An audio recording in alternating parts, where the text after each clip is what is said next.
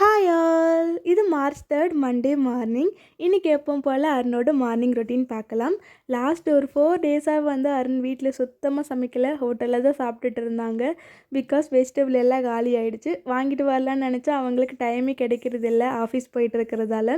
So இன்றைக்கி தான் morning எழுந்ததுமே வீட்டு பக்கமே உள்ள கடைக்கு போயிட்டு அவங்களுக்கு தேவையான வெஜிடபிள் எல்லாம் வாங்கிட்டு வந்திருந்தாங்க.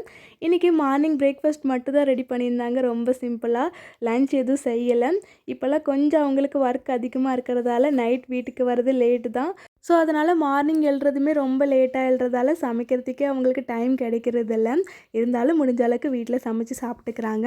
நேற்று சண்டே, பட் இருந்தாலும் ஆஃபீஸ் போயிருந்தாங்க. நைட் ரொம்ப லேட்டாக தான் வந்திருந்தாங்க. இன்றைக்கி போயிட்டு வெஜிடபிளாக வாங்கிட்டு வந்து அரேஞ்ச் பண்ணி வச்சுட்டாங்க. ஸோ நாளையிலேருந்து ஓரளவுக்கு சமைக்க ஸ்டார்ட் பண்ணிடுவாங்கன்னு நினைக்கிறேன். ஸோ இன்றைக்கி மார்னிங் பிரேக்ஃபாஸ்ட்டுக்கு ரொம்ப சிம்பிளாக மேகி தான் ரெடி பண்ணியிருந்தாங்க. ஸோ அதுதான் கேஸ், நெக்ஸ்ட் வீடியோவில் பார்க்கலாம். அது வரைக்கும் பாய்.